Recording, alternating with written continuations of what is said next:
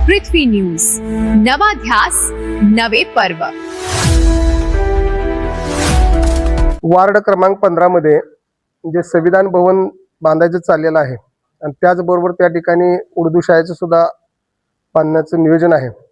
खरं तर आतापर्यंत आपण बघत होतो की नागरिकांनी कुठेतरी अतिक्रमण केलेलं आहे बांधकामाचं, पण या ठिकाणी स्वतः नगरपालिकाच त्या ठिकाणी अतिक्रमण करून त्या ठिकाणी संविधान भवन बांधण्याचा प्रयत्न करते।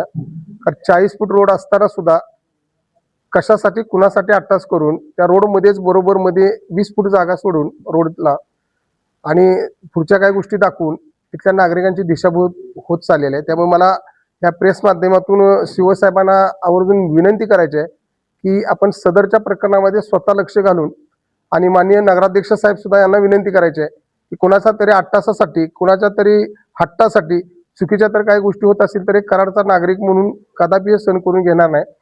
आपण तर त्यामध्ये लक्ष घालून तर काही गोष्टी केल्यानंतर येत्या 15 ऑगस्टला मी स्वतः कराड नगरपालिकेमध्ये आंदोलनाचा इशारा दिलेला आहे। त्यामुळे मी या प्रेसच्या माध्यमातून एवढं सांगतो की ज्या पद्धतीनं आपला नकाशा मंजूर आहे त्या नकाशाप्रमाणेच त्या ठिकाणी बांधकाम करावं, अन्यथा त्या ठिकाणचे सर्व रहिवासी घेऊन एक जन आंदोलन उभं केलं जाणार आहे।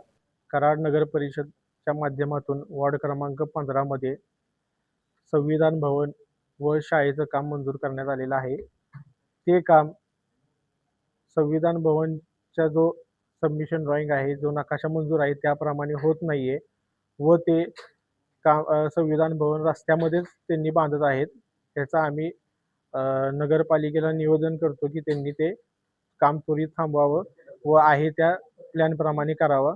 आणि जे शाळेचं प्लॅन त्यांनी मला दिलेला आहे त्या प्लॅनवरती त्यांनी परवानगी अजूनपर्यंत घेतलेली नाही आहे आणि त्याला शाळेला तिथं परवानगी नाही, तर कुणाच्याही अट्टहासासाठी तिथं शाळा होऊ नये व तसं केल्यास आम्ही कायदेशीर कारवाई हे नगरपालिकेच्या मुख्याधिकाऱ्यांवरती व नगरपालिकेवरती आम्ही कायदेशीर कारवाई करण्याची मागणी करतो।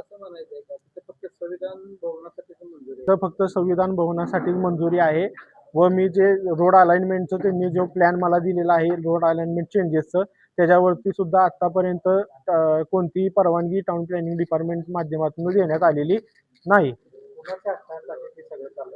ते तिकडच्या स्थानिक नगरसेवक म्हणण्यापेक्षा टेंडर सेवकांच्या अट्टासाठी ते सगळ्या गोष्टी चालू आहेत व नगरसेवकाच्या आर्थिक फायद्यासाठी हे काम जबरदस्तीनं ते तिथं बांधत आहे।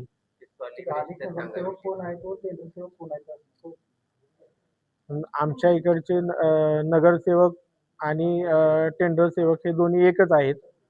त्यांनी दुसऱ्यांच्या नावावरती टेंडर घेतात आणि ते स्वतः नगरसेवक असून दुसऱ्यांच्या नावावरती टेंडर घेत आहेत।